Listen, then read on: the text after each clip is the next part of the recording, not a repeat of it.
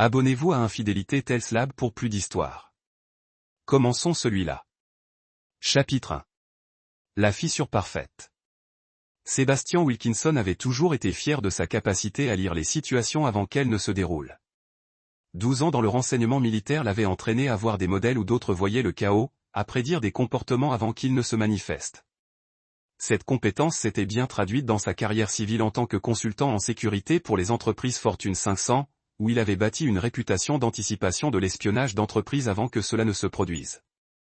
Mais rien ne l'avait préparé à la vue de son fils de 8 ans debout dans la porte avec un regard noir pourprenflé presque fermé. C'est Jake. Sébastien se leva de son bureau à domicile, son cadre de 6 minutes 2 secondes, se sentant soudain inutile contre la petite figure tremblante devant lui. Que s'est-il passé? Jake est bon. J'ai couru vers les escaliers où sa mère, Marcy, aurait travaillé de la maison toute la journée. Le silence du garçon était plus fort que n'importe quel cri. Sébastien s'est agenouillé, se mettant au niveau de Jake. Son esprit cataloguait déjà des détails. La posture défensive, la façon dont Jake a favorisé son côté gauche, les traces de déchirure sur ses joues qui suggèrent qu'il pleurait depuis un moment. C'est bon. Tu peux me le dire. Je suis tombé, chuchotait Jake. Mais sa voix portait la qualité mécanique d'une ligne répétée. Sébastien avait déjà entendu ce ton dans les salles d'interrogatoire à Bagdad, des gens qui récitaient des histoires qu'on leur a dit de raconter. Son estomac s'est refroidi. Il tira son fils dans une douce étreinte, sentant le corps du garçon raidi avant de se détendre lentement. « Va te laver pour le dîner, dit doucement Sébastien. Nous parlerons plus tard. » Alors que Jake disparaissait à l'étage, Marcy sortait de la chambre principale. Ses cheveux foncés se retiraient dans une queue de cheval soignée, vêtue de pantalons de yoga et d'un sweat à capuche designer. Elle était chez elle toute la journée, supposée travailler à distance pour la firme de marketing où elle a été récemment promue directrice principale. Oh mon Dieu, qu'est-il arrivé à Jake? Ses préoccupations semblaient sincères, mais Sébastien a remarqué quelque chose. Elle ne s'est pas précipitée pour voir leur fils. Elle est restée exactement là où elle était, à 12 pieds de là, les mains manucurées attachées devant elle. Il dit qu'il est tombé, répondit Sébastien en la regardant attentivement. À l'école, je suppose. Pauvre bébé, a dit Marcy, se déplaçant finalement vers les escaliers, mais à un rythme tranquille. Je vais mettre de la glace dessus. Je m'en occupe, a dit Sébastien. Sa voix ferme. Continuez à travailler. Quelque chose s'est cogné sur son visage. L'annualité, peut-être. Où était-ce un soulagement? Il a disparu si vite. Sébastien a failli se demander s'il avait tout vu. Plus tard dans la soirée, après que Jake eut choisi son dîner et se retira dans sa chambre, Sébastien s'assit dans son bureau, regardant la photo de famille sur son bureau. Il avait été pris il y a seulement 6 mois à leur maison du lac dans le Michigan. Des visages souriants, des bras enveloppés l'un autour de l'autre. L'image du bonheur domestique. Lui et Marcy étaient ensemble depuis 10 ans, mariés depuis 9 ans. Elle était associée en marketing quand ils se sont rencontrés à un séminaire de sécurité qu'il dirigeait. Elle avait été ambitieuse, intelligente, belle. Il était tombé dur, mais dernièrement quelque chose avait changé. Des petites choses au début.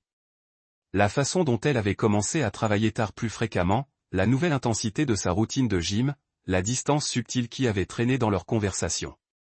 Sébastien l'avait attribué au stress de sa promotion, à l'évolution naturelle d'un mariage de longue durée. Il avait été patient, compréhensif. Maintenant, regardant l'expression hantée de son fils à travers la table du dîner, il se demandait à quoi il avait été aveugle. Son buste téléphonique, un SMS de son meilleur ami, Tanner Page, qui a enseigné la psychologie légale à l'université Northwestern. Tanner, toujours sur Poker vendredi. Je dois prendre votre argent. Sébastien, contrôle de pluie. Quelque chose est arrivé avec Jake. Tanner, tout va bien? Sébastien a regardé l'écran. Tout ne allait pas bien. Chaque instinct qu'il avait aiguisé pendant des années de travail d'intelligence criait que quelque chose n'allait pas chez lui. Sébastien, je vais te le dire. Il monta les escaliers jusqu'à la chambre de Jake, frappait doucement sur la porte décorée d'affiches de super-héros. Je peux entrer? Jake était assis sur son lit, sa tablette jouant une vidéo sans esprit, mais ses yeux ne regardaient pas vraiment. Sébastien s'assit à côté de lui, maintenant une distance confortable. Tu sais que tu peux tout me dire, n'est-ce pas? Sébastien a dit tranquillement. Peu importe qui lui a dit de ne rien dire, je suis toujours dans votre équipe. La lèvre inférieure de Jake trembla un moment. Sébastien pensait que son fils pourrait se casser. Je pourrais lui dire ce qui s'est vraiment passé. Mais les yeux du garçon se sont fléchés à la porte ouverte et son expression s'est refermée. Je suis tombé du gymnase de la jungle, a dit Jake, sa voix creuse. C'est ce qui s'est passé. Le cœur de Sébastien, mais il a hurlé. Ok, mais si tu te souviens différemment ou si quelque chose d'autre est arrivé, tu viens me trouver. Marché conclu. Jake a hurlé et Sébastien s'est serré les cheveux doucement avant de partir. En bas, Marcy était sur son téléphone, souriant à l'écran d'une manière que Sébastien ne l'avait pas vu diriger depuis des mois. Quand elle l'a remarqué, le sourire a disparu. « Comment va-t-il » demanda-t-elle. « Qui est » répondit Sébastien. « L'école vous a-t-elle appelé aujourd'hui pour un incident ? » Pourquoi ? Parce que notre fils a un œil noir qui suggère un traumatisme significatif. Les écoles documentent généralement ces choses.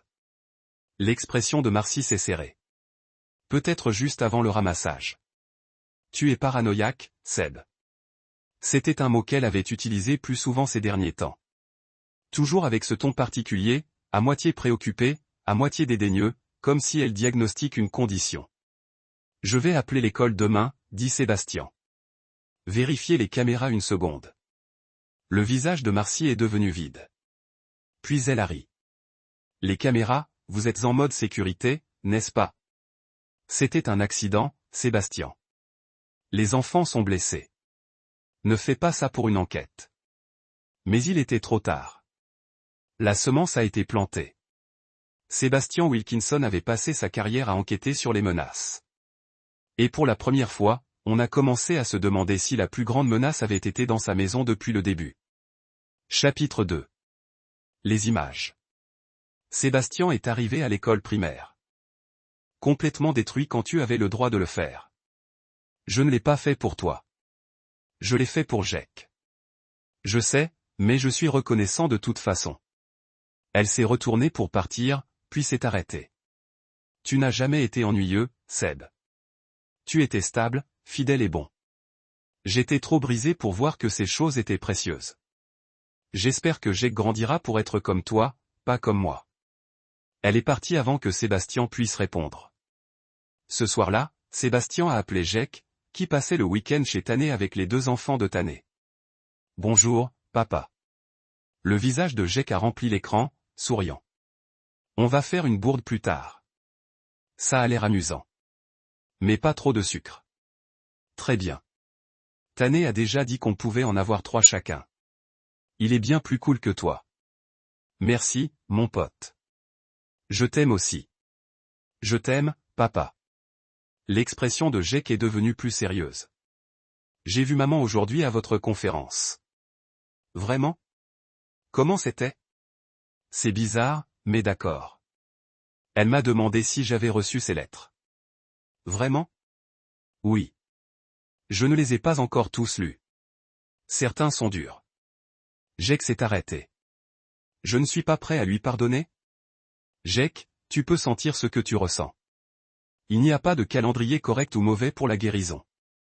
Le fait que tu sois prêt à lui parler montre à quel point tu es forte.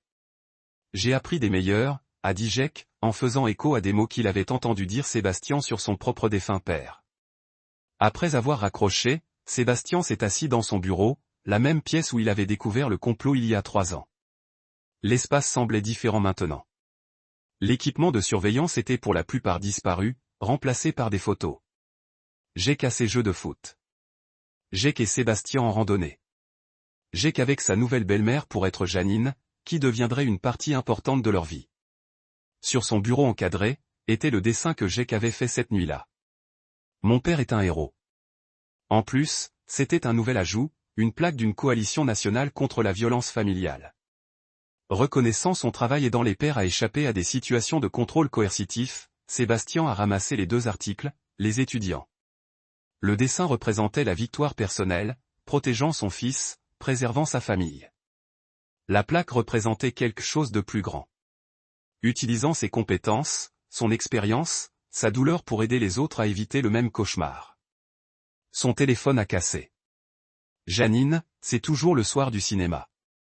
Jake a dit, tu as promis de regarder ce truc de super-héros avec lui demain. Sébastien ne manquerait pas. On se voit à 7 heures, Janine, parfait. Je t'aime. Sébastien a souri. Il y a 3 ans, sa vie avait été un mensonge soigneusement construit. C'était plus compliqué, mais infiniment plus réel. Il a perdu un mariage, mais a gagné en clarté. Il avait été trahi, mais a encore appris à faire confiance.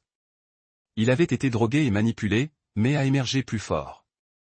Surtout, il avait protégé son fils et aidé à protéger d'autres fils et filles du même sort. Alors qu'il arrêtait son ordinateur pour la nuit, Sébastien pensait à Cole Viga assis dans une prison de sécurité maximale, à Alfonso Yates écarté et déshonoré, à Marcy essayant de reconstruire une vie brisée, et à toutes les familles qu'ils ont essayé de détruire qui sont maintenant en sécurité. La justice, Sébastien avait appris, n'était pas toujours immédiate ou parfaite.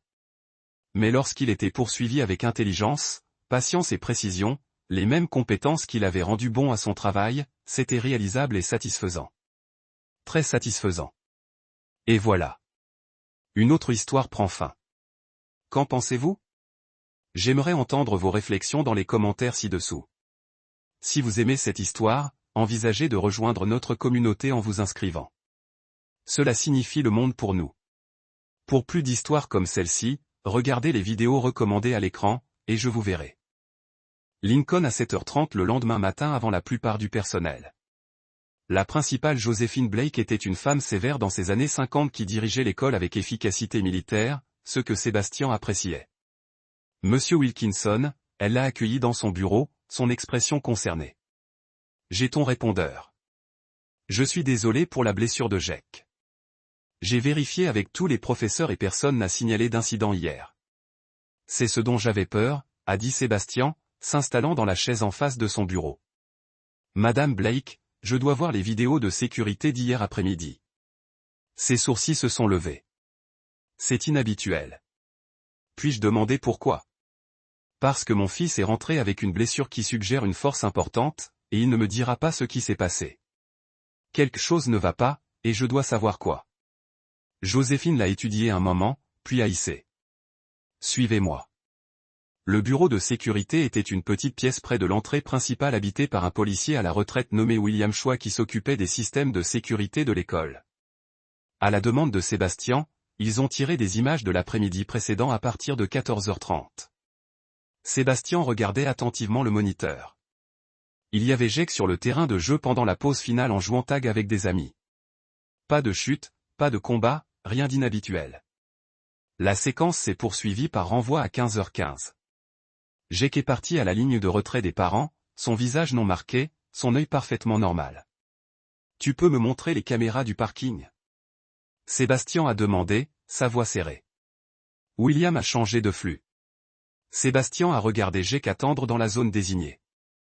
Puis un Lexus en argent a sorti la voiture de Marcy. Mais quand Jake s'approcha du véhicule, Sébastien se pencha vers l'avant, son sang roulait froid. Sa femme est sortie du côté du conducteur. Rien d'inhabituel. Mais la porte du passager s'est ouverte et un homme est sorti.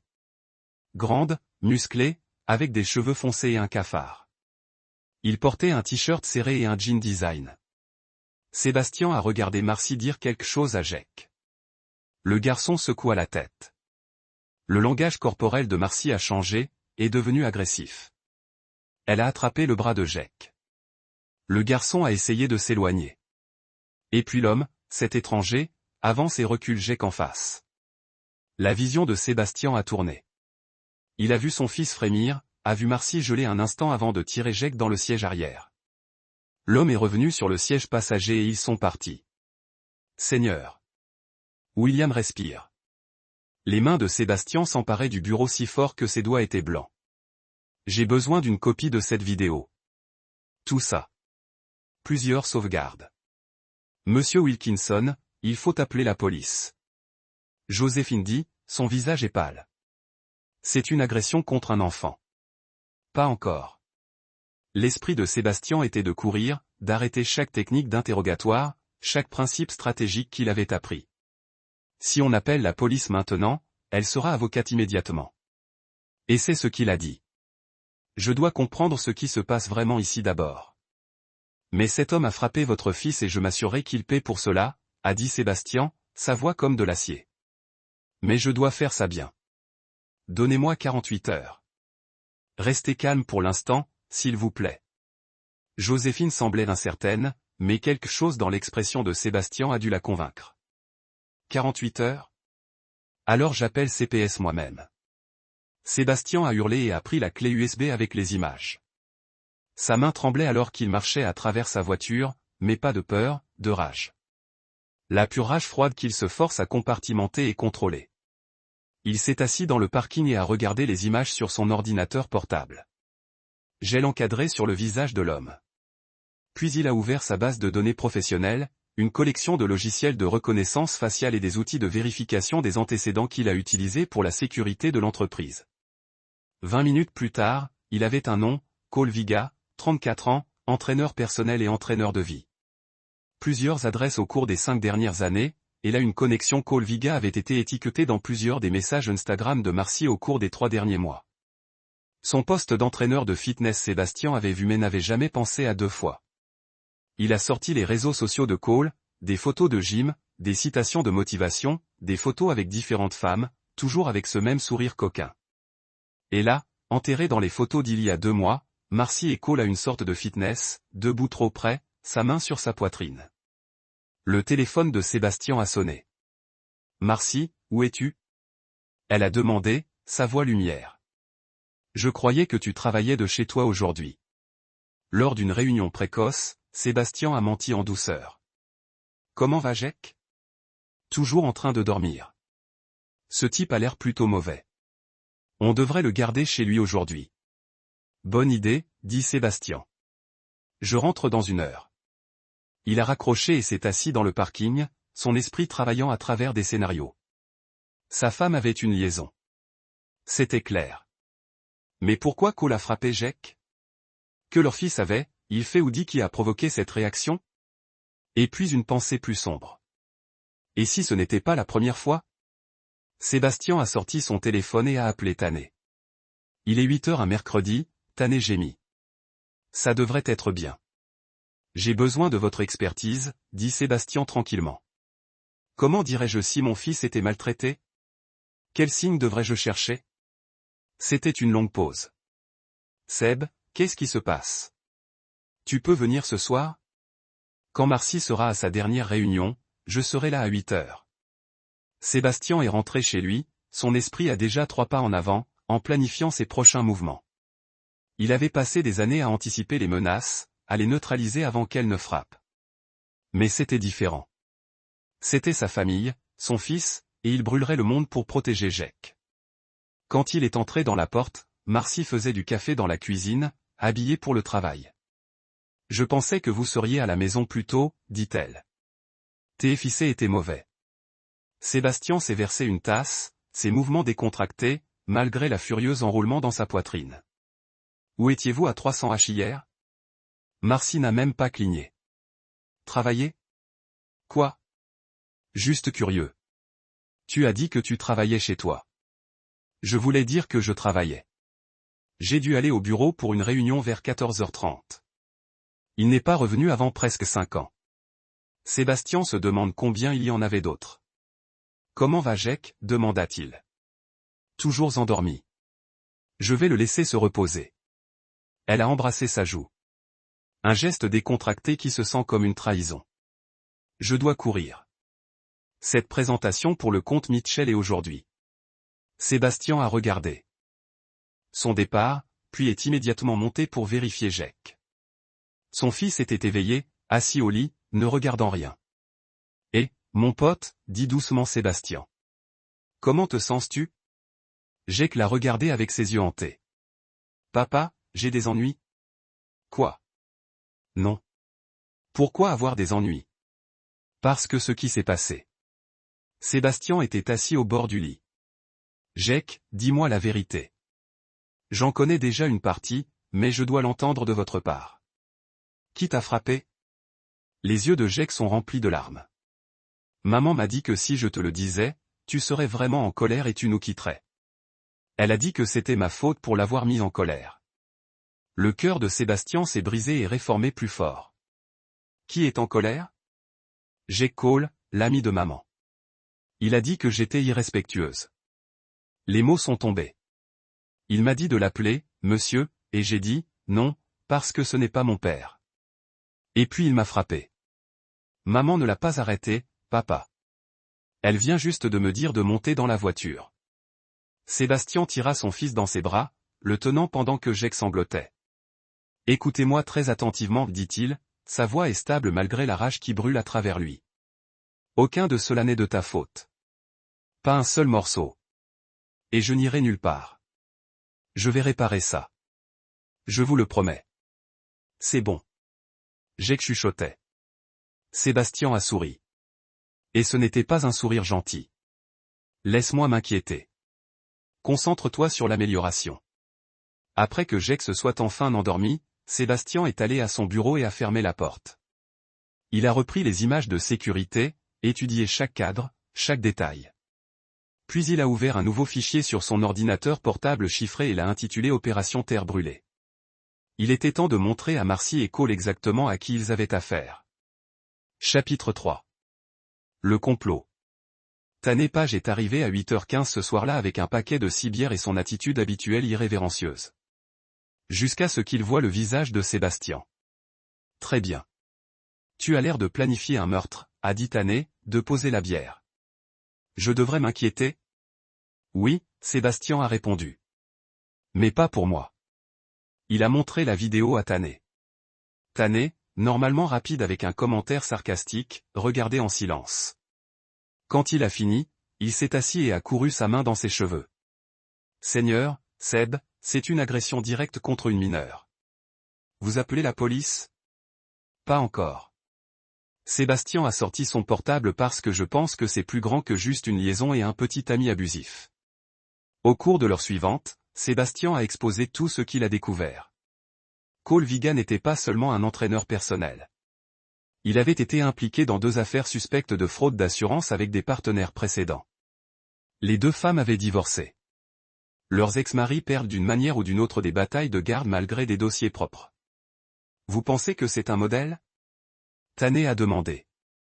Je pense que Cole est un prédateur qui cible les femmes mariées avec des actifs, a déclaré Sébastien. Et je pense que Marcy est un participant volontaire ou sa prochaine victime. Tanner a étudié les dossiers. Mais pourquoi frapper Jake? Cela leur ferait du mal.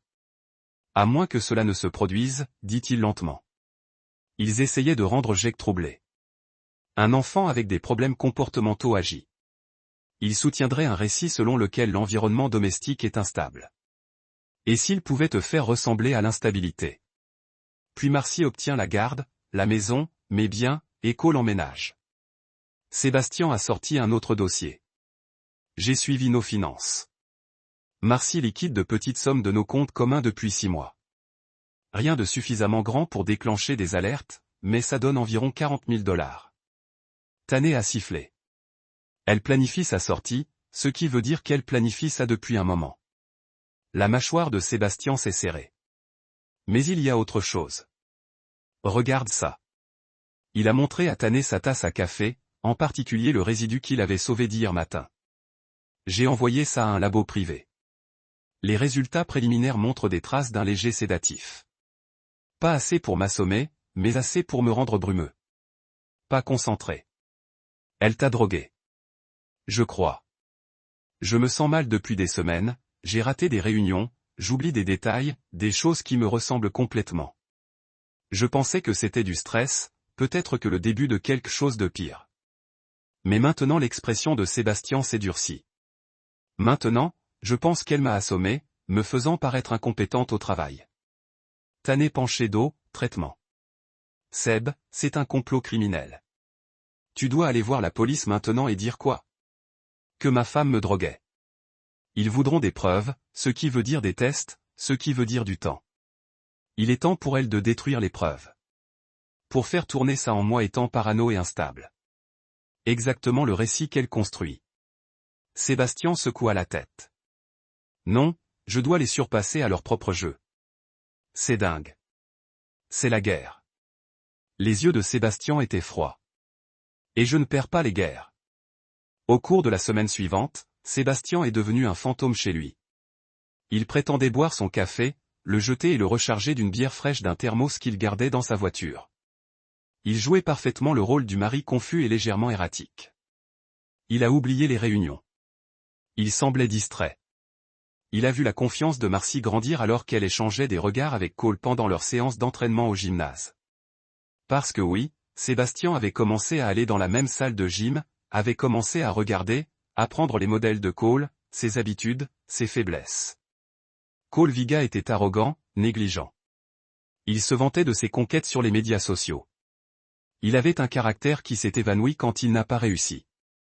Et surtout, il n'avait aucune idée que Sébastien Wilkinson n'était pas juste un drone d'entreprise sans indice. Pendant ce temps, Sébastien a installé des caméras cachées dans toute sa maison. Légales dans le Michigan à des fins de sécurité. Il a documenté toutes les interactions entre Marcy et Cole quand un homme a commencé à venir à des séances d'entraînement à leur salle de gym. Il regarda qu'ils s'embrassaient dans sa cuisine alors qu'il riait de la façon dont Sébastien était sorti ces derniers temps. Il perd au travail, a dit Marcy sur une vidéo, sa voix décontractée. Son patron m'a appelé hier. Sébastien a raté une grande présentation. Cole a souri. La dose est alors parfaite. Pas assez pour le rendre suspect, juste assez pour le rendre incompétent. Combien de temps encore? Marcy a demandé. Encore un mois. Nous devons établir un modèle clair. Puis tu demandes le divorce, tu cites son déclin mental, tu as la garde de l'enfant, et on est prêt. Marcy a fini. Elle a enveloppé ses bras autour du cou de Cole. J'ai hâte d'en avoir fini avec lui. Il est si ennuyeux, si prévisible. Sébastien a regardé cette vidéo dans son bureau, son visage impassible, prévisible, oui, il les laisserait penser ça. Il était aussi occupé. Grâce à ses contacts commerciaux, il a découvert que Cole avait des mandats en suspens au Nevada pour fraude. Il avait compilé des preuves des divorces précédents où Cole avait été impliqué, montrant un modèle clair. Il avait documenté chaque parfum que Marcy avait volé, chaque dose de sédatif dans son café. Il avait changé pour la jeter secrètement et l'enregistrer. Chaque mensonge qu'elle a dit. Mais il avait besoin de plus. Il avait besoin d'eux pour se révéler complètement pour faire quelque chose de si grave qu'il n'y aurait pas de retour. Puis l'occasion s'est présentée. Jake devient un problème, a dit Cole sur la vidéo de surveillance de la salle de gym. C'était en fin d'après-midi et Marcy avait pris Jake à l'école. Le garçon était en haut dans sa chambre. Il ne cesse de me donner de l'attitude. Continuez à dire que je ne suis pas son père. Il a 8 ans. Marcy a dit qu'il s'adapterait ou on faciliterait ça. Les enfants avec des problèmes de comportement, l'histoire de l'agression, ces enfants ne restent pas avec leur père pendant les batailles de garde. Sébastien a vu le visage de Marcy changer un instant. Elle avait l'air incertaine. Que suggérez-vous? Je dis que si Jake avait d'autres incidents à l'école, quelques autres blessures que votre mari ne peut pas expliquer, le juge aurait de sérieuses préoccupations sur la condition physique de Sébastien en tant que parent. Tu veux encore lui faire du mal? Je veux assurer notre avenir, a dit froidement Cole. Ce gamin est la seule chose entre nous et l'argent de votre mari. Nous faisons que Sébastien semble négligent ou abusif. Nous avons la garde complète et vous le prenez pour tout ce qu'il vaut dans le divorce. C'était une longue pause. Alors Marcy a hurlé. D'accord, mais pas encore à l'école. Trop risqué. Laisse-moi faire, dit Cole. Sébastien a arrêté l'enregistrement.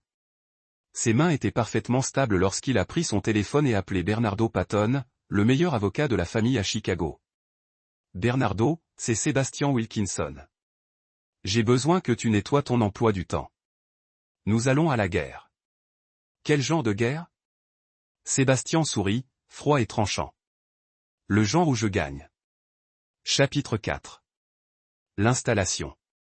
Sébastien Wilkinson avait appris 3 principes fondamentaux au cours de ses 12 années dans le renseignement militaire. La patience, la précision et l'élément de surprise. Son travail l'avait emmené des rues poussiéreuses de Bagdad aux salles de conférence de Manhattan. Mais la stratégie fondamentale n'a jamais changé. Comprenez votre ennemi mieux qu'il ne se comprenne et frappez quand ils sont les plus vulnérables.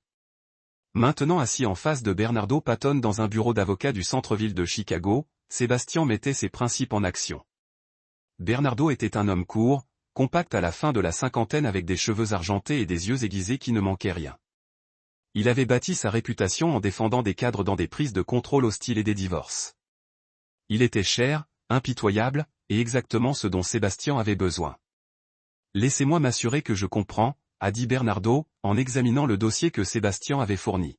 « Ta femme et son petit ami t'ont systématiquement drogué, prévoyant de te considérer comme un parent inapte, et discutent maintenant de nuire physiquement à ton fils pour renforcer leur cas de garde. » C'est exact. Et vous avez des preuves vidéo de tout ça? Des heures. Sébastien a sorti son portable. Audio, vidéo, dossier financier, témoignages de GEC, les vidéos de surveillance de l'école, les résultats du laboratoire des échantillons de café. Bernardo a regardé plusieurs clips. Son expression s'assombrit. C'est un complot criminel contre un mineur. Empoisonnement criminel. Sébastien, tu pourrais aller voir la police et les faire arrêter. Je pourrais, Sébastien a accepté. Mais Marcy ferait sa caution immédiatement. Elle engagerait un bon avocat. Peut-être même toi si je n'étais pas ton client. Et cela devient une longue bataille légale. Pendant ce temps, Jake est pris au milieu, traumatisé par le processus. Alors, quelle est votre alternative? Sébastien se pencha vers l'avant. Je veux qu'il se creuse si profondément qu'il n'y a aucune issue. Je veux des preuves si écrasantes qu'aucun jury, aucun juge, aucun avocat ne peut les défendre. Et je veux qu'ils pensent gagner jusqu'à ce qu'ils réalisent qu'ils ont tout perdu. Bernardo l'a étudié. Tu veux te venger.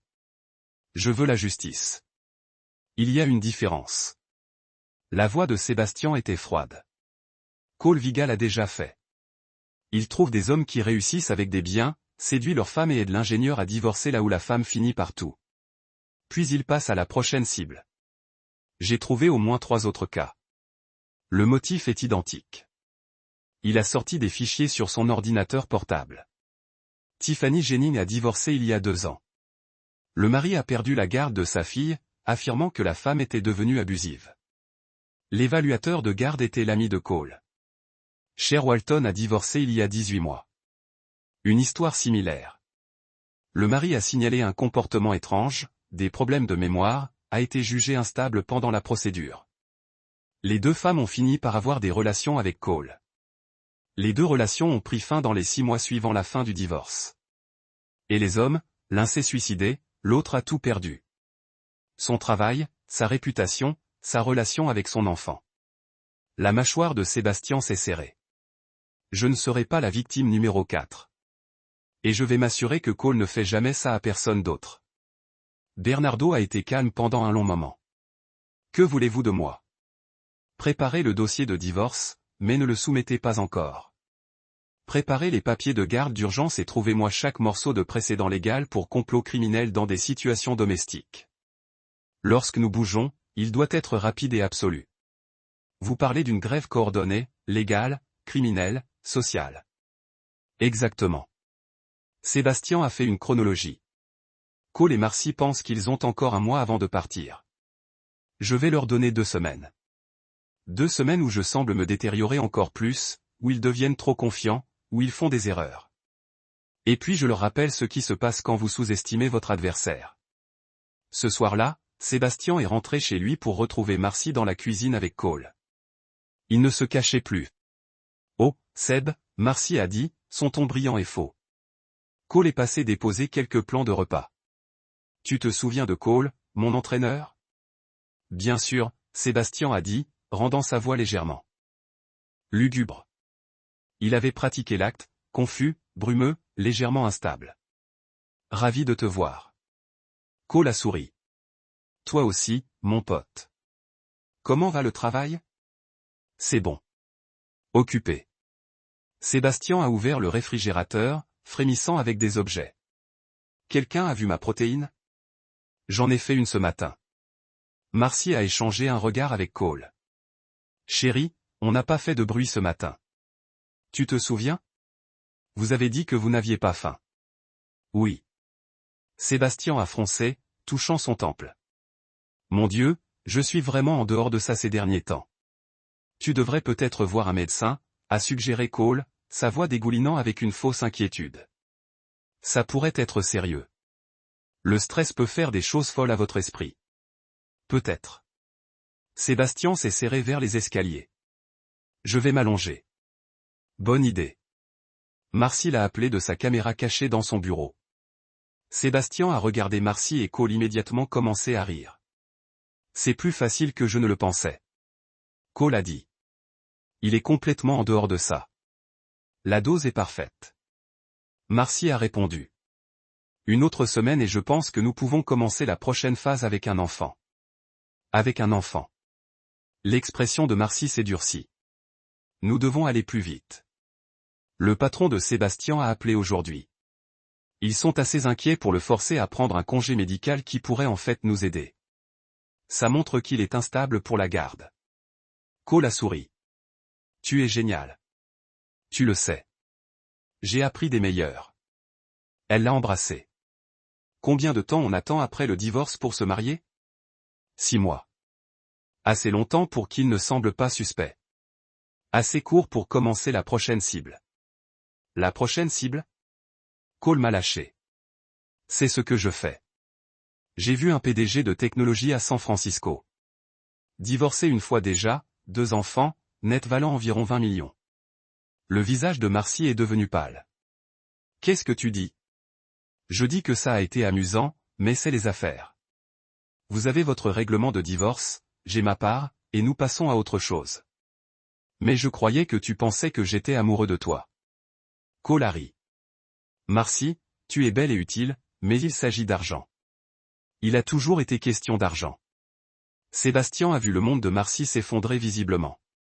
Pendant un moment, il s'est presque senti désolé pour elle. Presque. Tu m'utilises, elle chuchote. Nous nous utilisons. Cole a corrigé. Ne sois pas surpris. Vous étiez parfaitement heureux de détruire votre mari et traumatiser votre fils pour un paiement.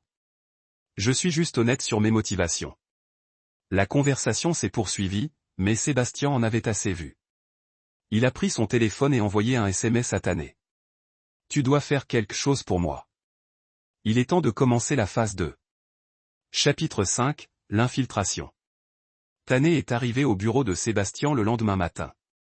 Une entreprise de sécurité industrielle du centre-ville de Chicago, où Sébastien était réputé comme consultant stratégique. Ou au moins, c'était avant que Marcy commence à droguer son café. Vous avez l'air terrible, dit Tané, en fermant la porte du bureau. Ce qui est parfait compte tenu de ce que vous essayez de faire. Je n'ai pas beaucoup dormi, a admis Sébastien. Tu cours 3 heures par nuit depuis une semaine, tu compiles des preuves, tu planifies des imprévus, mais ça marche. Il pense qu'il gagne. Et tu veux que je fasse quoi exactement? Ton texte était cryptique. Sébastien a sorti son portable. Cole Viga est arrogant et négligent. Il a déjà fait ça, ce qui veut dire qu'ils sont victimes. J'ai trouvé 2 ex-femmes d'hommes qu'il a pris pour cible. L'un d'eux, Tiffany Jennings, est local. C'est une thérapeute, ironiquement. Tu veux lui parler? Je veux que tu deviennes son ami. Vous êtes professeur de psychologie. Vous deux courez dans des cercles similaires. Allez aux mêmes conférences, peut-être finir au même café quelquefois. Rends-lui confiance. Tané a été froncé. Seb, c'est de la manipulation. C'est la collecte d'informations, et je dois savoir si Cole est vulnérable n'importe où. S'il a fait des erreurs avec ses cibles précédentes que nous pouvons exploiter, l'expression de Sébastien était sinistre. Je ne suis pas au-dessus d'utiliser tous mes outils, Tané. La sécurité de mon fils est en jeu. Très bien, Tané a dit après un moment, mais si elle demande, je lui dis la vérité sur pourquoi je pose des questions. Assez bien. Au cours des prochains jours, le plan a progressé sur plusieurs fronts. Tané a pris contact avec Tiffany Jennings lors d'une conférence de psychologie à Northwestern. Pendant ce temps, Sébastien continua son acte chez lui, devenant de plus en plus confus et instable. Il a accidentellement envoyé un email de travail au mauvais client. Il a raté une réservation de dîner avec Marcy. Il a laissé le poêle 2 fois. Chaque erreur a été calculée, conçue pour construire le récit qu'il s'écroulait. Marcy a tout documenté, pris des photos, pris des notes. Sébastien le savait parce qu'il pouvait la voir le faire sur ses caméras cachées. Elle construisait son affaire, recueillant des preuves de son prétendu déclin. Elle ne savait pas que chaque photo qu'elle prenait, chaque note qu'elle faisait était à son tour documentée par le système de surveillance beaucoup plus sophistiqué de Sébastien. Mais la véritable percée est venue quand Tanné a appelé jeudi soir. J'ai parlé à Tiffany. Tanné a dit, ça c'est pire que prévu. Cole ne l'a pas seulement aidé à divorcer de son mari. Il l'a d'abord isolée. Elle a noué des liens étroits avec ses amis, sa famille. Puis pendant le divorce, il a tout contrôlé. Ce qu'elle a dit, ce qu'elle portait au tribunal, quelles preuves elle a présentées, a-t-il drogué le mari aussi? Elle ne l'a pas confirmé directement, mais elle a laissé entendre que oui, son ex-mari avait commencé à agir bizarrement, oubliant des choses. Elle pensait à l'époque que c'était le stress de leur mariage qui s'écroulait. Maintenant elle n'est pas si sûre. Elle sait où Cole est vulnérable? L'argent. Tanné a dit qu'il voulait toujours de l'argent. Il dépense plus vite qu'il ne le fait. Voitures de luxe, vêtements de design, jeux de poker haut de gamme. Elle a dit qu'il avait mentionné l'argent dû à des gens sérieux à Las Vegas. Sébastien sentit un sourire froid traverser son visage. C'est parfait. Comment est-ce parfait? Parce que les hommes désespérés font des erreurs. Et je vais donner à Cole l'occasion de faire une grosse erreur. Le plan de Sébastien s'est cristallisé ce week-end. Ce serait la marque parfaite. Pas seulement le mari confus étant empoisonné, mais un homme avec des biens accessibles et un mauvais jugement. Grâce à ses contacts d'entreprise, il a créé une fausse opportunité d'investissement, un contrat immobilier de Campmis qui nécessitait un investissement en espèces immédiat. Il s'est assuré de le mentionner fort lors d'un appel téléphonique pendant que Marcy était dans la pièce d'Ax en grave côté. 50 000 m'amènent au rez-de-chaussée, a-t-il dit à son associé imaginaire.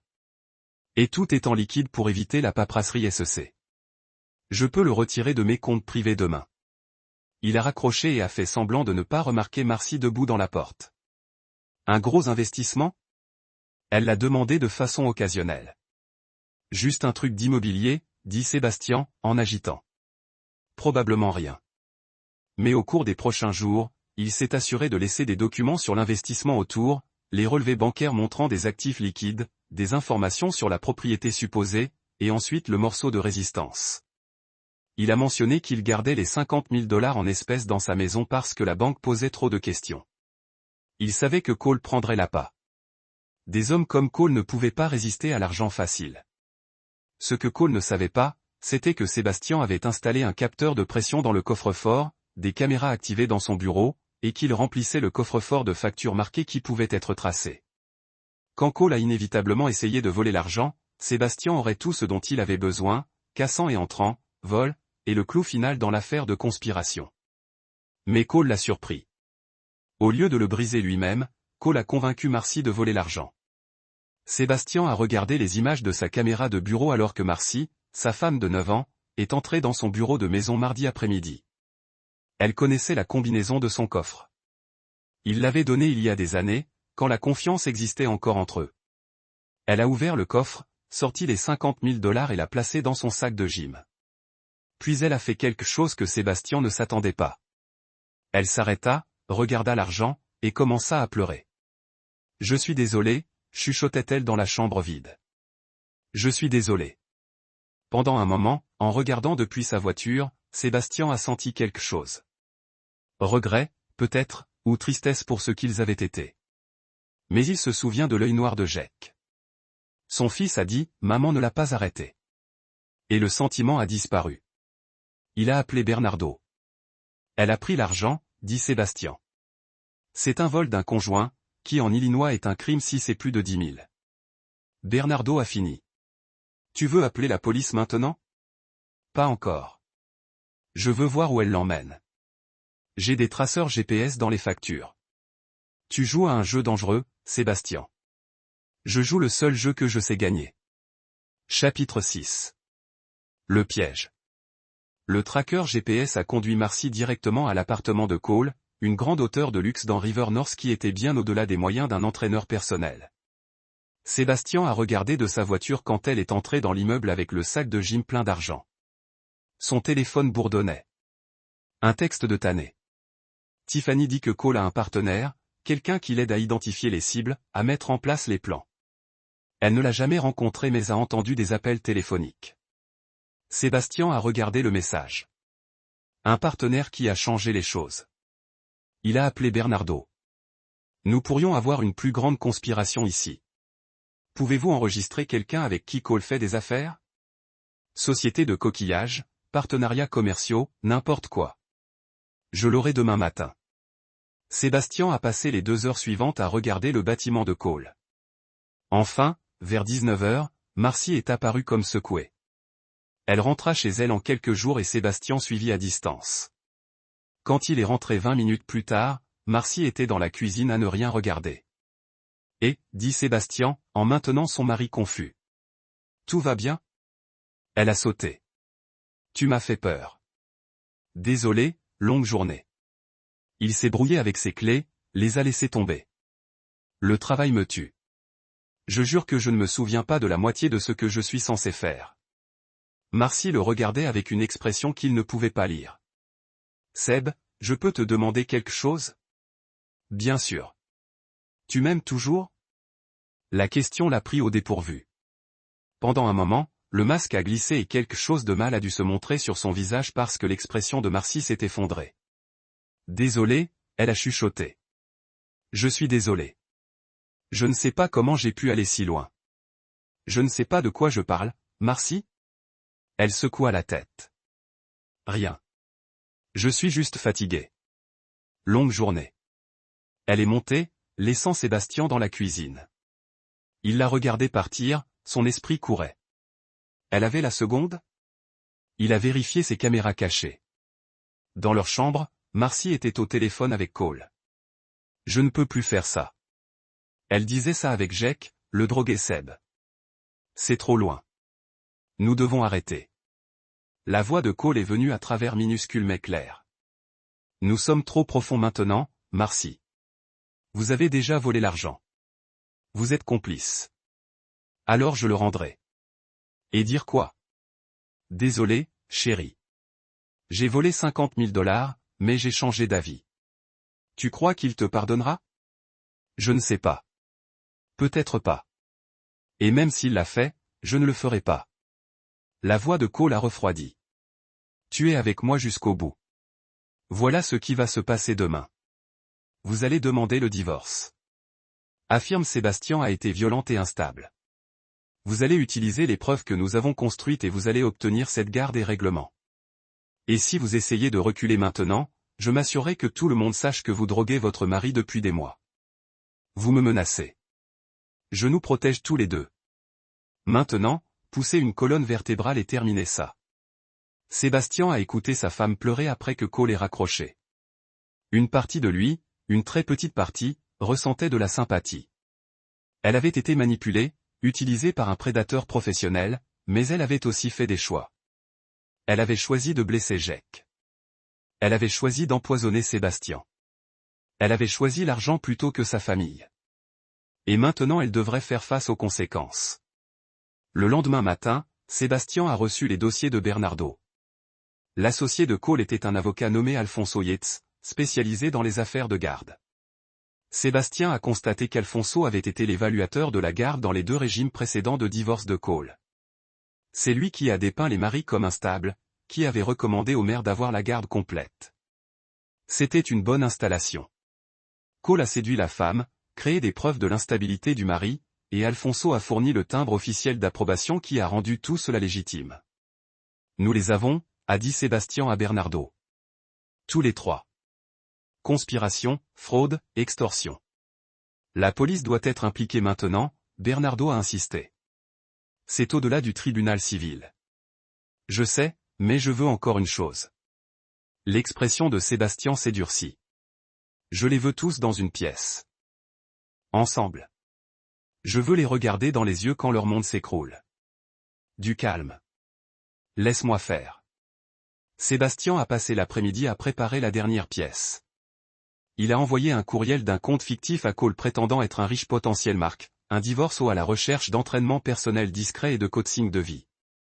La réunion était prévue pour vendredi à 700 heures, dans un lieu neutre, la salle de conférence du cabinet de sécurité Sébastien. Puis il a appelé Marcy. J'ai besoin de te parler, dit-il, sa voix a été tendue. Sur nous, sur tout ce qui s'est passé. Seb, s'il te plaît. 19h demain dans mon bureau. Juste toi et moi. On doit trouver. Il y a eu une pause. J'y serai. Enfin, Sébastien a appelé Alfonso Yates directement en utilisant son identité réelle cette fois. Monsieur Yates, mon nom est Sébastien Wilkinson. Je traverse une situation difficile de divorce et j'ai besoin d'un évaluateur de la garde. Je t'ai entendu le meilleur. J'apprécie, monsieur Wilkinson. Quelle est la situation? C'est compliqué. On peut se voir demain, 19h?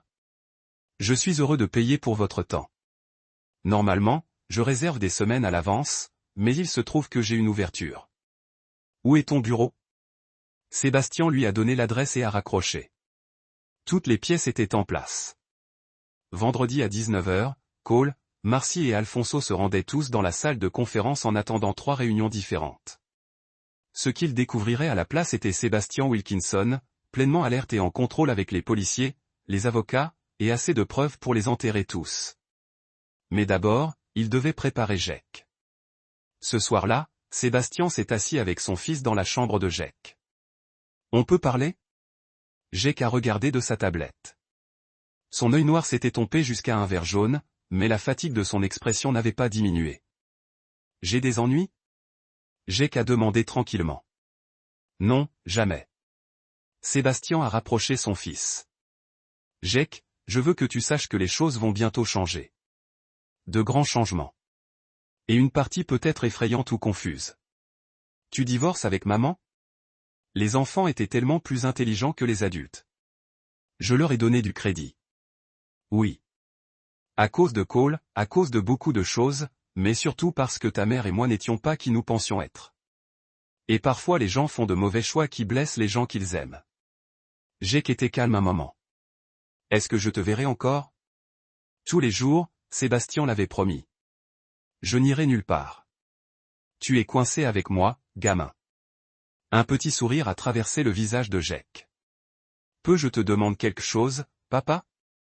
N'importe quoi. Tu oublies vraiment des choses? Maman dit que tu es malade. Sébastien regarda son fils, ce brave garçon intelligent, blessé, et décida qu'il méritait la vérité. Non, mon pote. J'ai fait semblant. Ta mère et Cole ont fait de mauvaises choses, et j'avais besoin qu'ils pensent que je ne savais pas pour pouvoir les arrêter.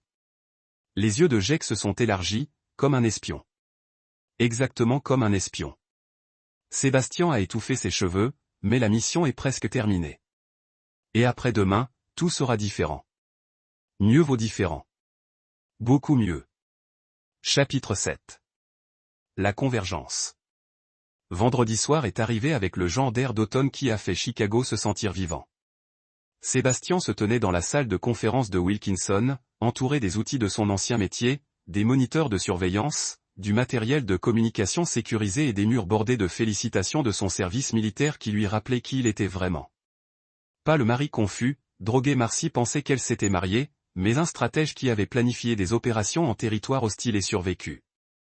Tanner était assis à côté de lui, il avait l'air nerveux. Tu en es sûr? Les affronter tous à la fois. Sébastien a vérifié sa montre. 18h45 tout le monde est en position. Bernardo est au bureau avec les preuves. Daryl Salas et son partenaire attendent en bas. Ils viendront sur ton signal et j'ai Tiffany Jennings en attente par appel vidéo si nous avons besoin de témoignages sur les précédents plans de Cole. Parfait.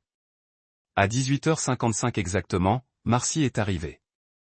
Elle avait l'air épuisée. Son maquillage généralement parfait minimal. Ses vêtements design sont remplacés par un jean et un pull. Elle semblait réduite.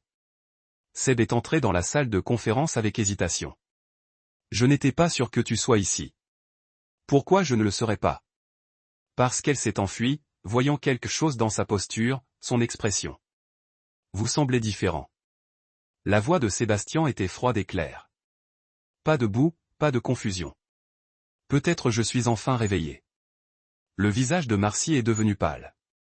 Qu'est-ce que la porte a encore ouvert? Cole Viega a fait preuve de confiance comme jamais dans sa chemise de designer serrée et montre chère. Il s'est arrêté en voyant Marcy. C'est quoi ce bordel? Que fait-elle ici? Je l'ai invitée, Sébastien a dit calmement. Asseyez-vous, Cole. Je ne sais pas ce que c'est, mais je suis là pour rencontrer un client. Vous êtes ici pour me rencontrer. Asseyez-vous. Quelque chose dans la voix de Sébastien a fait pause Cole. Pour la première fois, l'incertitude a traversé son visage. Marcy, qu'est-ce qui se passe? Je ne sais pas, murmura-t-elle. À 19h02, le joueur final arrive. Alfonso Yates, un homme mince dans les années 60 avec des cheveux argentés et un costume cher, marchait en portant une mallette en cuir. Il s'est arrêté quand il a vu les occupants de la chambre. Monsieur Wilkinson, je ne m'attendais pas. Ces gens font partie de votre affaire? D'une certaine manière, Sébastien a fait un geste à la chaise restante. S'il vous plaît, asseyez-vous. Nous avons beaucoup à discuter. Alfonso semblait vouloir partir, mais quelque chose, peut-être la curiosité, peut-être la cupidité, l'a fait rester. Il a pris le siège le plus loin d'une porte. Sébastien se tenait à la tête de la table, son militaire étant maintenant évident. Aucune trace du mari confus. Il a sorti un écran derrière lui et a cliqué sur une télécommande. Laissez-moi vous raconter une histoire qu'il a commencée. Il s'agit d'un entraîneur personnel nommé Cole Viga qui a développé un programme très rentable. Il cible les hommes mariés réussis, les hommes avec des actifs, des carrières stables, de bonne réputation. Il séduit leurs femmes, les transforme en accommodement, et détruit systématiquement les maris par la drogue, l'essence et la preuve fabriquée de l'instabilité. Le visage de Cole était passé de confiant à prudent. Puis Sébastien a continué avec l'aide d'un évaluateur corrompu de garde nommé Alfonso Yates. Il veille à ce que la femme ait la pleine garde et le maximum de logement. Après quoi Cole passe à sa prochaine cible, laissant derrière lui des familles détruites et dans un cas un homme mort qui ne pouvait pas vivre avec perdre ses enfants. C'est fou, dit Cole debout. Je n'ai pas à écouter ça. Asseyez-vous. La voix de Sébastien a craqué comme un fouet. Ou je vais faire arrêter un inspecteur pour agression sur une mineure. Cole s'est lentement assis. Marcy, dit Sébastien, sa voix est plus douce maintenant. Je sais que Cole t'a manipulé. Je sais qu'il a joué sur vos insécurités, vos ambitions, mais vous avez fait des choix. Tu as choisi de me droguer. Tu as choisi de me voler. Et pire encore, tu as choisi de rester là pendant qu'un adulte frappa notre fils de 8 ans. Les larmes de Marcy flottaient maintenant. Je suis désolé. Mon Dieu, Seb, je suis désolé. Je veux arrêter. J'ai essayé. Quand avez-vous essayé d'arrêter? Sébastien a sorti des vidéos. Marcy et Cole dans la cuisine se moquent de le droguer. C'était avant ou après que tu m'aies appelé ennuyeux et prévisible? Elle a flippé comme si elle avait été frappée. Sébastien se tourna vers l'écran et commença à jouer des clips. La vidéo de sécurité de Cole sur Jack. Des enregistrements audio de Marcy et Cole planifient la conspiration. Vidéo de Marcy volant les $50 000. Documents financiers montrant l'implication de Cole dans les divorces précédents. Témoignage de Tiffany Jennings et Cher Walton sur les précédents projets de Cole. Avec chaque élément de preuve, les gens à la table semblaient se rétrécir. L'arrogance de Cole s'est évaporée dans la rage, puis la peur. Alfonso est passé de l'indignation au calcul, essayant clairement de comprendre son exposition légale. Marcy vient de pleurer, son visage entre ses mains. Voici ce qui va se passer, Sébastien a dit à la fin de la présentation. L'inspecteur Salas et son associé sont en bas. Ils ont des mandats pour vous trois. Cole, tu fais face à une petite conspiration pour commettre des fraudes, des extorsions et des vols. Alfonso, vous êtes accusé comme complice de fraude et de faute professionnelle. Le barreau d'État est également très intéressé par vos activités. C'est Marcy. Il a arrêté de regarder sa femme. Une partie de lui voulait la détruire complètement. Mais il pensait à Jack. La pensée de l'enfant qui avait déjà tant perdu. Marcy, tu fais face à un vol criminel, un complot et un empoisonnement criminel. Mais je vais vous donner une chance. Pour atténuer ça. Vous coopérez pleinement avec l'accusation contre Cole et Alfonso. Vous témoignez de tout ce qu'ils vous ont fait faire, de tout ce que vous avez fait volontairement. Vous signez la garde complète de Jack et vous acceptez de superviser la visite seulement. Fais ça et je recommanderai la clémence au procureur. Tu fais ça? Marcy chuchotait après tout. Pas pour toi. Pour Jack. Il n'a pas besoin des deux parents en prison. Espèce de salaud. Cole s'est envolé, en train de tomber sur la table. Tu te crois si malin. La porte s'est ouverte. L'inspecteur Daryl Salas et son partenaire, deux grands hommes aux expressions sérieuses, entrent avec des menottes prêtes. Cole Viga, vous êtes en état d'arrestation pour agression sur un mineur, Salas a dit, le lisant ses droits pendant que son partenaire luttait les bras de Cole derrière son dos. Cole s'est battu, criant des obscénités, menaçant des poursuites. Mais Sébastien l'a regardé passivement comme l'homme qui a blessé son fils a été traîné loin. Alfonso est allé tranquillement, l'esprit de son avocat travaillant déjà sur sa défense, mais Sébastien savait que les preuves étaient écrasantes. La carrière de cet homme était terminée. Marcy était Shakili. Seb, on peut parler? Juste 5 minutes. Vous avez 5 minutes avant que l'inspecteur Salah revienne pour vous, a dit Sébastien. Utilisez-les avec sagesse. Tané est sorti pour leur donner de l'intimité. Bien que Sébastien ait gardé le matériel d'enregistrement en marche, il a appris à ne pas avoir de conversation sans documentation. Je ne sais pas ce qui m'est arrivé. Marcy a commencé. J'ai regardé notre vie et je me sentais vide, comme si je vivais le rêve de quelqu'un d'autre. Et Cole, il m'a fait me sentir excitante, dangereuse. Il m'a dit que je méritais plus qu'une vie de banlieue ennuyeuse. Donc vous avez essayé de me détruire. Je ne pensais pas bien. Il m'a dit que tu me retenais. Qu'avec ton argent je pourrais être libre. Elle l'a regardé. Quand le saviez-vous?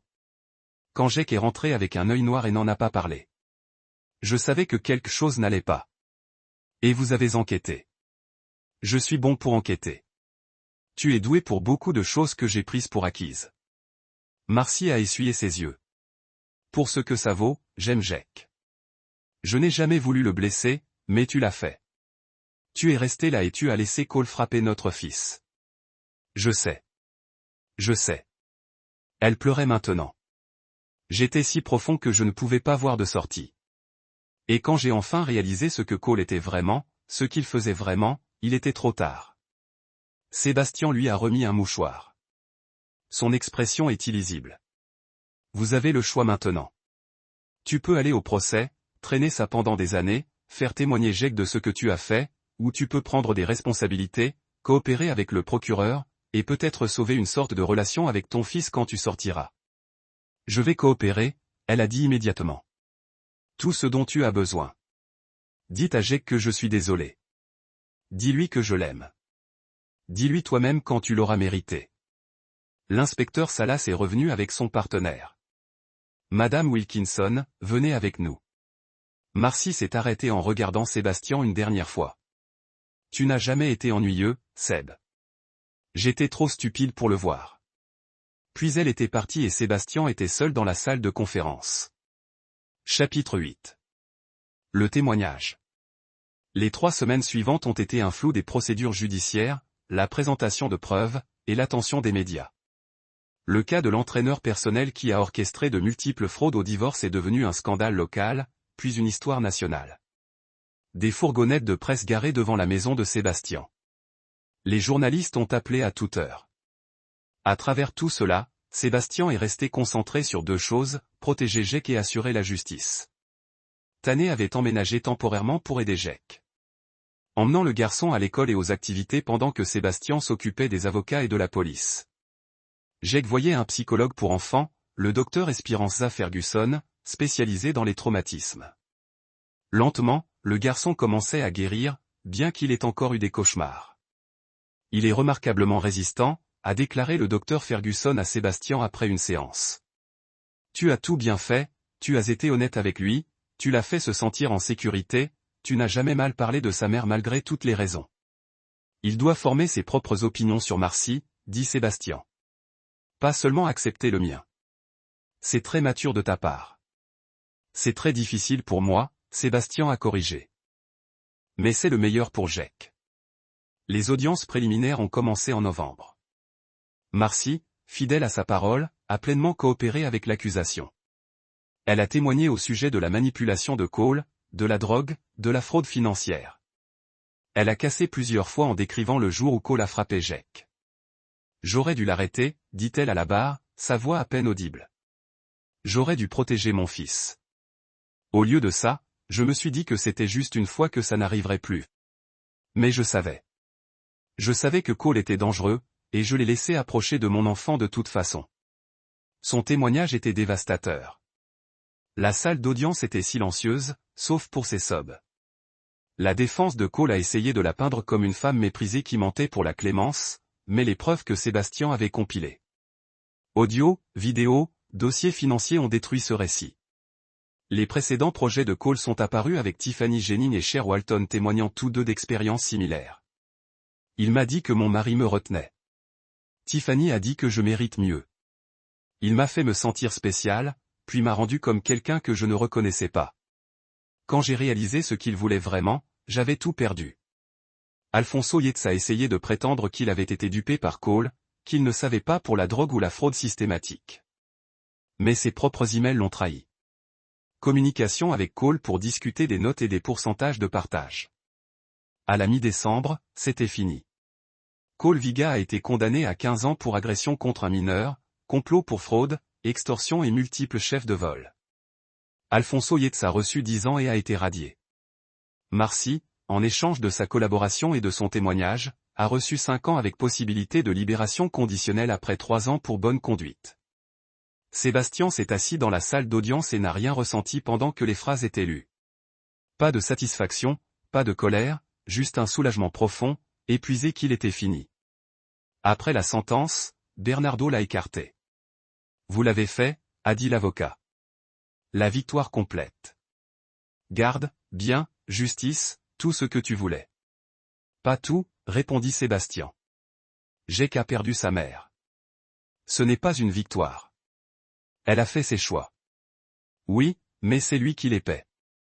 Ce soir-là, Sébastien et Jake se sont assis dans le salon.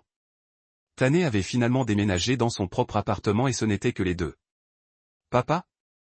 Jake a demandé tranquillement. Maman va vraiment en prison? Oui. Pour combien de temps? Quelques années, peut-être 3 ou 4, si elle est vraiment bonne. Jake était calme.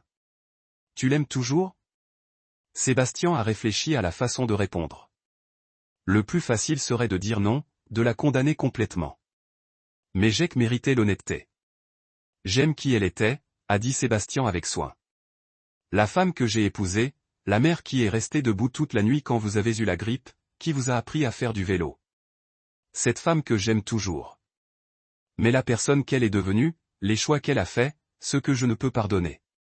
C'est déroutant. Les gens sont confus, mon pote. On est tous compliqués. Ta mère a fait des choses terribles, mais elle a aussi fait de bonnes choses. Vous voulez les bonnes choses. Jake s'est penché contre lui. Je peux encore l'aimer? Oui, tu devrais. C'est ta mère. Rien ne change ça. Mais elle m'a fait mal. Je sais. Et c'était faux. Mais les gens peuvent se tromper et être toujours aimés. Tu dois juste les aimer soigneusement avec les limites. Jake semblait accepter ça. Au bout d'un moment, il a demandé, vous allez sortir avec quelqu'un? La question a surpris Sébastien. Je n'y ai pas vraiment pensé. Pourquoi? Parce que tu ne devrais pas être seul. Ce serait triste. Sébastien sourit malgré lui. Je vous tiens. Je ne suis pas seul. Et quand je serai à l'école ou avec des amis? Alors j'apprendrai à jouer à des jeux vidéo. Jake a ri. Le premier vrai rire que Sébastien avait entendu de lui depuis des mois. C'était comme si le soleil traversait les nuages. Chapitre 9. La restauration. 6 mois plus tard. Un chaud après-midi de mai, Sébastien se tenait dans la cour d'école de Jake en regardant son fils jouer au foot avec ses amis. L'œil noir a longtemps disparu, remplacé par les contusions et les éraflures normales d'un enfant actif de 9 ans. Jake riait, courait, était encore un enfant. Tané est monté à côté de lui, transportant du café de l'autre côté de la rue. Vous regardez comme un parent d'hélicoptère, a dit Tané, lui donnant une tasse. Je suis vigilant. Tu es parano. Jake va bien, dit Seb. Regarde-le. Il prospère. Sébastien savait que son ami avait raison. La thérapie avait aidé. La stabilité avait aidé. La connaissance qu'il était en sécurité, que son père le protégerait l'avait aidé avant tout. Marcy a appelé hier soir, Sébastien a dit de prison. Jake lui a parlé pendant 5 minutes. Comment ça s'est passé? Au revoir. Elle a beaucoup pleuré. Jake était poli mais distant. Sébastien a siroté son café. Elle a accepté de détruire leur relation. Elle dit qu'elle utilise le temps pour obtenir une thérapie pour découvrir qui elle est sans manipulation ni cupidité qui motive ses choix. Tu crois qu'elle est sérieuse? Je ne sais pas. Je l'espère. Pour l'amour de Jake, ils étaient dans le silence confortable en regardant le jeu. Au bout d'un moment, Tanné a dit, « Vous savez, vous avez fait quelque chose de remarquable ici.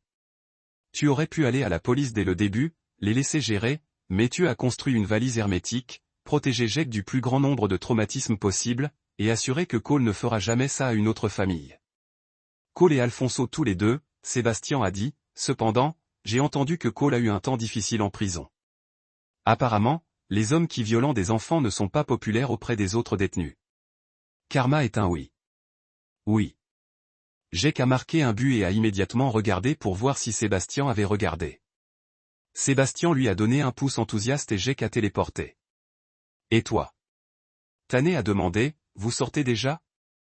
Jake m'en a parlé la semaine dernière. Il semble très inquiet que vous deveniez un ermite. Sébastien a ri. J'ai eu quelques rendez-vous. Rien de sérieux. Surtout je veux juste m'assurer que Jake va bien. Rebâtir ma réputation de carrière, ce qui se passe bien, mieux que prévu. Il s'avère qu'exposer une grande conspiration et détruire un réseau criminel est bon pour les affaires.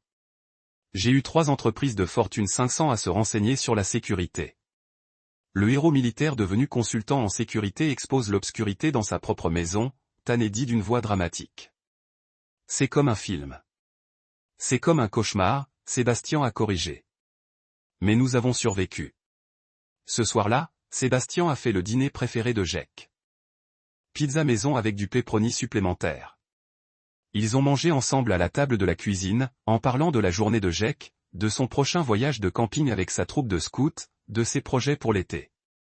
Après le dîner, alors que Sébastien faisait la vaisselle, Jake est apparu à côté de lui avec un morceau de papier. Je t'ai fait quelque chose dans notre classe, Jake a dit Chili. C'était un dessin de bâton qui était clairement destiné à être Sébastien et Jake debout devant la maison avec un fils au-dessus. Dans le coin, dans l'écriture soignée de 9 ans, étaient les mots « Mon père est un héros ». Sébastien sentit sa gorge serrée. C'est la meilleure chose qu'on m'ait jamais donnée. Vraiment? Vraiment? Il a mis Jake dans un câlin. Je vous remercie. Plus tard dans la nuit, après que Jake ait dormi, Sébastien s'est assis dans son bureau pour regarder le dessin. Sur son bureau étaient des copies de tous les dossiers de preuves. Pas les originaux. Ils étaient avec les procureurs, mais il avait gardé des copies. Des rappels de ce qui s'était passé, de ce qu'ils avaient survécu. Son téléphone bourdonnait. Un texte d'un nombre inconnu. Inconnu. C'est Sébastien Wilkinson? Sébastien, qui est-ce? Inconnu. Mon nom est Michael Maxwell. Vous ne me connaissez pas, mais j'ai entendu parler de votre affaire. Je pense que ma femme me fait la même chose.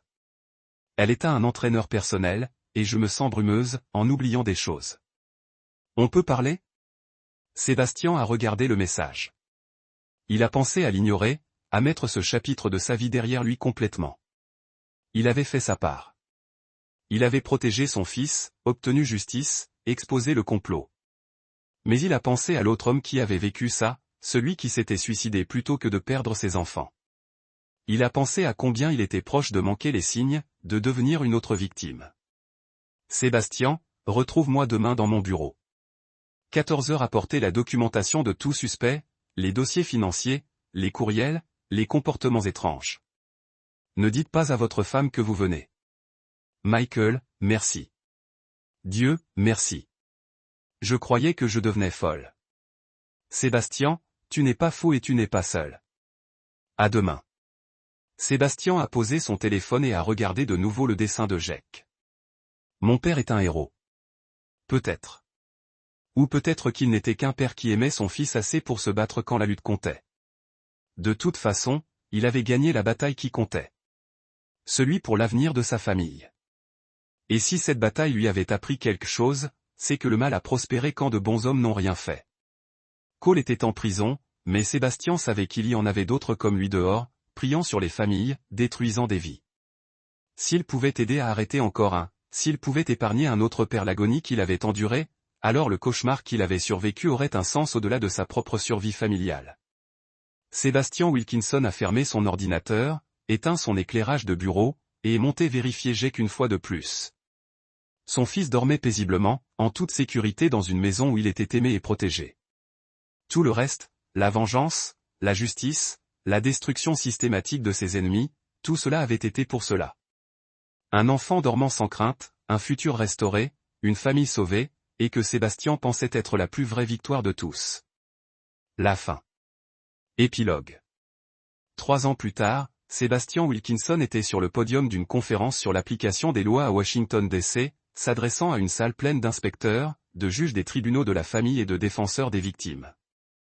La répression et la fraude au divorce constituent une menace croissante pour les familles partout en Amérique. Il a dit, sa présentation montrant les statistiques qu'il avait compilées. Depuis que nous avons exposé la conspiration de Viga, nous avons identifié 17 plans similaires opérant dans 12 États. Ces prédateurs sont sophistiqués, organisés et savent exploiter les vulnérabilités juridiques et émotionnelles. Dans le public, Michael Maxwell s'est assis avec sa fille de 12 ans, dont il avait réussi à conserver la garde après que Sébastien l'ait aidé à exposer un complot similaire. À côté de lui assis 3 autres hommes Sébastien avait aidé au cours des 2 dernières années. Tous les pères qui avaient été pris pour cible par des artistes de cons, utilisant des variations du schéma de Cole. Mais on peut les arrêter, a poursuivi Sébastien. Avec une documentation appropriée, une collecte de preuves stratégiques et une action juridique coordonnée, plus important encore, avec la conscience, la connaissance des signes d'avertissement, la confiance de votre instinct, et le refus de laisser la peur ou l'embarras vous empêche de chercher de l'aide. Après la présentation, plusieurs participants lui ont posé des questions, des histoires, des demandes d'aide. Sébastien répondit ce qu'il pouvait, distribua ses coordonnées et établit des liens entre des personnes qui pouvaient s'entraider. Marcy faisait partie de la foule. Elle avait été mise en liberté conditionnelle 6 mois plus tôt et travaillait comme assistante administrative tout en continuant la thérapie. Elle se tenait à l'arrière de la pièce avec des vêtements modestes, son apparence autrefois designer remplacée par une simplicité pratique. Quand la foule s'est dégagée, elle s'est approchée avec hésitation. « C'était une bonne présentation », a-t-elle dit tranquillement. « Je vous remercie. » La voix de Sébastien était cordiale mais lointaine. Ils avaient atteint un endroit de coexistence civile pour le bien de Jake, mais les blessures étaient toujours là. Jake a dit que tu sortais avec quelqu'un sérieusement, un professeur. Elle s'appelle Dr Janine Summers. Elle enseigne la psychologie criminelle chez DePaul. C'est approprié. Marcy a réussi un petit sourire. Vraiment? Comment vont tes séances avec Jake? Mieux.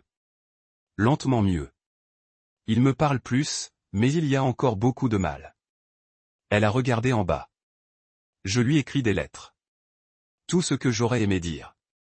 Tout ce que j'apprends en thérapie sur la raison de mes choix. Mon thérapeute dit qu'il pourrait ne pas les lire maintenant, mais un jour quand il sera plus âgé, peut-être qu'ils l'aideront à comprendre. Peut-être. Sébastien a accepté. J'ai vu que Cole avait encore 5 ans de plus pour agression sur un détenu. Oui. Il a essayé de recruter quelqu'un pour l'aider à gérer un plan similaire de la prison. Le détenu l'a signalé. Parfait. L'expression de Marcy s'est durcie. Il a détruit beaucoup de vies, y compris la mienne. Je sais que je suis responsable de mes choix, mais il a vu quelque chose de vulnérable en moi et l'a exploité. C'est ce que font les prédateurs. Ils sont restés dans un silence embarrassant un moment. Enfin, Marcy a dit, merci de m'avoir donné une chance de rédemption. Pour ne pas m'avoir